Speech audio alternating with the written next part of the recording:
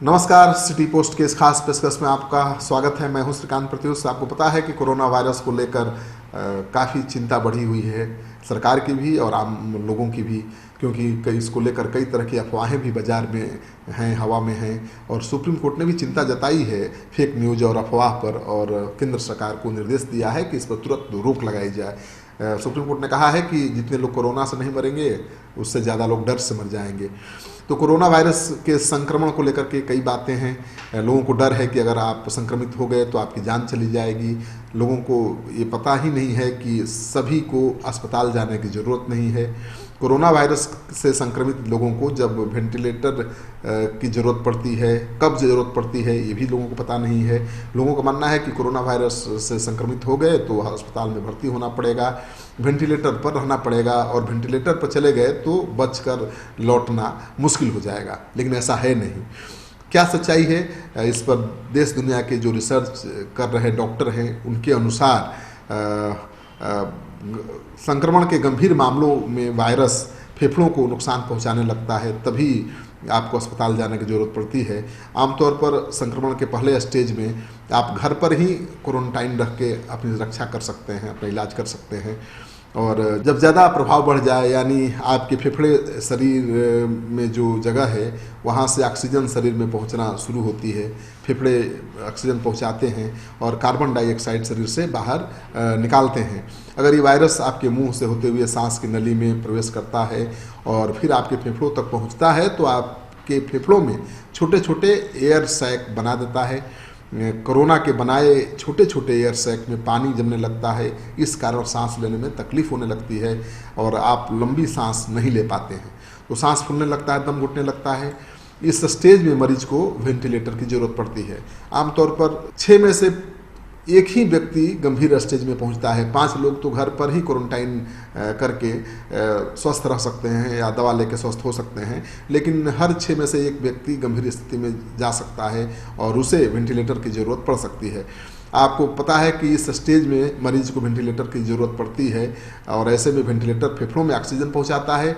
Ventilator में ह्यूमिफायर भी होता है जो हवा में गर्माहट और नमी शामिल करता है और उससे शरीर का तापमान सामान्य बना रहता है। तेज बुखार और सांस लेने में दिक्कत होने लगती है, तब मरीज को अस्पताल में एडमिट किया जाता है और उसे ऑक्सीजन दिया जाता है। तीसरे कैटेगरी के मरीजों में फेफड़े को नुकसान हो जाता है। इससे शरीर में ऑक्सीजन पहुंचने या पहुंचाने की फेफड़ों की क्षमता बहुत कम हो जाती है। ये मल्टी आर्गन फेलियर की स्थिति होती है और इसलिए मरीज को वेंटिलेटर पर डालना जरूरी हो जाता है। तब मशीन एक तरह से फेफड़ों का काम करती है। तो कब वेंटिलेटर का उपयोग होता है, ये बात स्पष्ट हो गई होगी।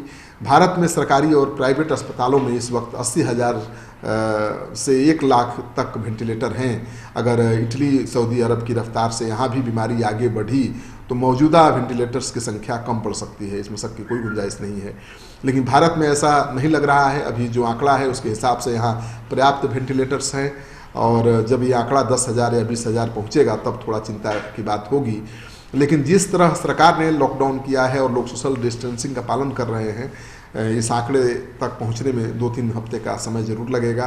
हो सकता है कि उस आंकड़े तक पहुंचे ही नहीं और इस बीच सरकार के पास बहुत समय है। सरकार चाहे तो जरूरी उपकरणों की आपूर्ति कर सकती है। वैसे भी ज़रूरी नहीं है कि भारत में ये आंकड़ा इतना पहुँचे, लेकिन पहुँच भी जाए तो सरकार को वक्त मिलेगा और तैयारी करने के लिए। और अमूमन लोगों के बीच वेंटिलेटर को लेकर काफ़ी डर रहता है। ये धारणा है कि वेंटिलेटर से लौट कर आना बेहद मुश्किल है। एक बार वेंटिलेटर का सहारा लेना पड़ा तो बच पाना मुश्किल है। कोरोना वायरस के मामले में वेंटिलेटर पर पहुंचने के बाद क्या संभावनाएं होती हैं? डॉक्टरों के अनुसार वेंटिलेटर पर आने के बाद भी मरीज ठीक होते हैं। कोरोना वायरस के अलावा दूसरी बीमारियों में 70 से 85% मरीज ठीक होकर निकलते हैं। कोरोना वायरस में थोड़ा ये प्रतिशत कम होता है। लेकिन ऐसा नहीं है कि वेंटिलेटर पर आप चले गए तो आपकी जान नहीं बचेगी। वेंटिलेटर को लेकर हमें प्रैक्टिकल नज़रिया अपनाना पड़ेगा। कोरोना वायरस से निपटने के लिए हमारे पास जो भी इंतजाम है उसका वेंटिलेटर एक हिस्सा भर है, जो सब कुछ नहीं है। कोरोना वायरस के 100 में से 80 मरीजों को घर में ही इलाज की ज़रूरत होती है। जैसे कि मैंने कहा कि अगर कोरोना वायरस से आप संक्रमित हो गए तो कोई ज़रूरी नहीं है कि आपको अस्पताल ही जाना पड़े। उसके प्रारंभिक लक्षण आप में दिख सकते हैं और उस स्थिति में आप क्वारंटाइन के जरिए दवा घर पर खा के अपनी जान बचा सकते हैं, अपने को स्वस्थ कर सकते हैं। और वैसे भी कोरोना वायरस के 100 में से 80 मरीजों को घर में ही इलाज की ज़रूरत होती है। अनुमान के मुताबिक बचे हुए 20 में से 4 से 5 लोगों को ही वेंटिलेटर का सहारा लेना पड़ता है। तो गंभीर स्थिति में केवल कम लोग आते हैं, ये राहत की बात है। पर्सनल प्रोटेक्शन इक्विपमेंट, मास्क और मरीज की देखभाल में लगे स्वास्थ्य कर्मचारियों की सबसे ज़्यादा ज़रूरत है।